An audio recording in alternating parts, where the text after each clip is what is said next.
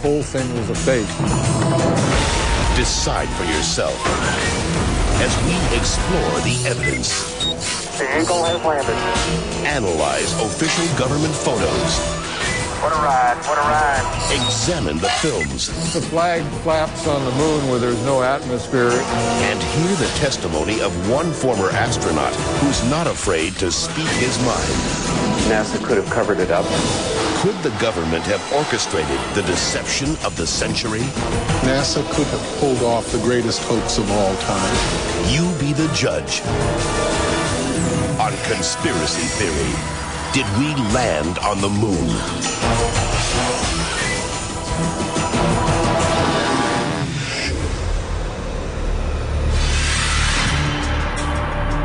On July 16th, 1969, America held its breath.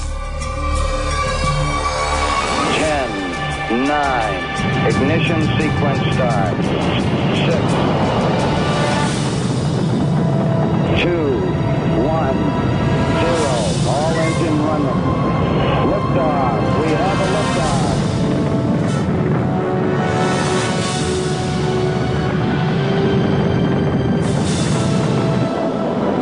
Apollo 11 blasted into space, beginning its 250,000-mile journey to the moon.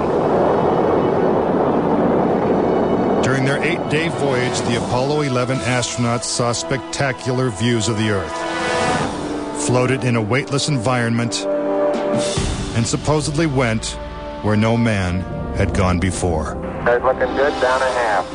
Lights on, picking up some dust. 4 forward, drift into the right a little. Contact light. Okay, engine stop. We copy you down, Eagle. Houston, Tranquility Base here. The Eagle has landed. But did it? Did they really land on the moon? Most of us think so. Millions of people watched on television as the lunar lander touched down, and these unforgettable words were spoken. It's one small step for man,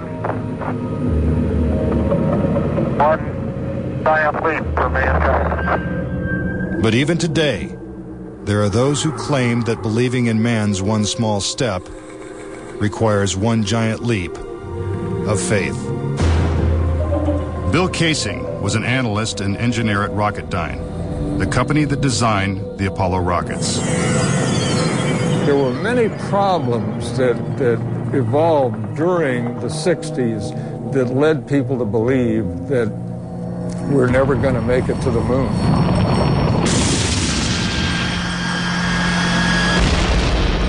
Three decades ago, when the world watched Apollo's lunar landings, Bill Casing was watching too.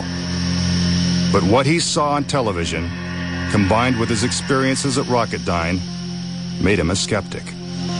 The whole thing then seemed phony to me. I think it was an intuitive feeling that what was being shown was not real. As he studied the footage more closely, he was shocked to find several inconsistencies. Casing observed that despite the clarity of deep space, the stars were missing from the black lunar sky. He saw the American flag waving, even though there is no air on the moon. And he discovered that there was no blast crater beneath the lunar lander, where its powerful rocket engine had fired. This evidence convinced Casing that we never sent a man to the moon. But how could anyone think that one of the greatest moments in human history is a hoax? Is it really possible that NASA deceived the world? According to a former astronaut, it's entirely possible. Regarding the Apollo mission, I can't say 100% for sure whether these men walked on the moon. Brian O'Leary was a NASA astronaut in the 1960s and served as a science advisor during the Apollo moon missions. It's possible that NASA could have covered it up just in order to cut corners and to be the first to allegedly go to the moon. Was getting to the moon first so important that our government would consider faking it? To find the answer, we have to go back 40 years to a time when America and the Soviets were locked in a struggle for world domination. People assumed that the nation that won the space race would win the Cold War. We defined that as being first to the moon. It was a time of more or less national hysteria. On October 4th, 1957, the Soviets terrified America when they sent Sputnik, the world's first satellite, into orbit. The New York Times had to publish an article explaining to Americans that it did not carry nuclear bombs that could be dropped on the city from that altitude. The American public's fear of nuclear annihilation intensified as Russia took the lead in the space race. House Speaker announced in Congress that we may be headed for extinction. Many feared that the Soviet Union's ultimate goal was to put a missile base on the moon.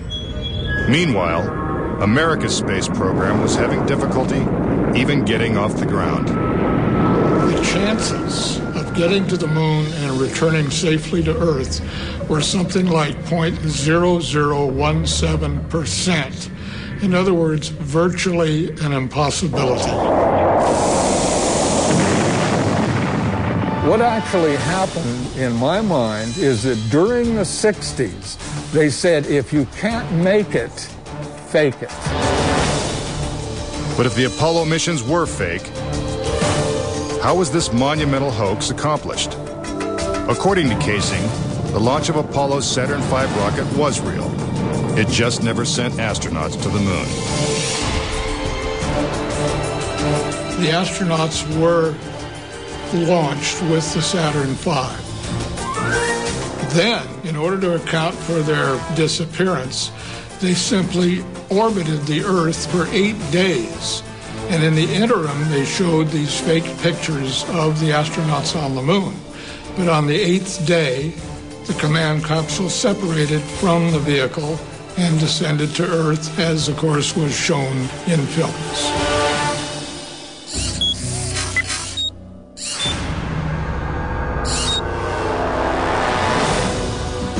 This theory inspired the 1978 movie Capricorn 1, in which the government attempts to fool the world by faking a mission to Mars. We do not claim this planet in the name of America. We claim it in the name of all the people of the planet Earth. The Apollo footage is strikingly similar to the scenes in Capricorn 1. Producer Paul Lazarus suggests that the film's plotline could be more fact than fiction. I believe, had they wanted to, that NASA could indeed have pulled off the greatest hoax of all time, never sent anyone to the moon, and recreated it in a television studio. And I believe it could have been done at that time. The technology was in place. The footing is solid. The surface seems powdery. The surface is fine and powdery. I can pick it up loosely with my toe. What we put up on the screen was our own simulated version of whatever we could do within a $4.8 million budget. But with NASA's $40 billion budget, Casing believes they had the resources to pull off a hoax if they couldn't make it to the moon. The reason I believe that NASA and the government faked the moon landing was basically it was technically impossible to do it. And they simply had to come up with some sort of alternative that they felt the public would believe. Casing theorizes that the lunar landings were actually filmed in Nevada's high desert, at the top-secret military base known as Area 51. Area 51 is one of the most heavily guarded facilities in the United States. If you went in and tried to get some information, you could be shot and killed without any warning. Russian spy satellite photos of Area 51 reveal not only a series of hangars that resemble movie sound stages, but also barren moon-like areas which coincidentally are covered with craters.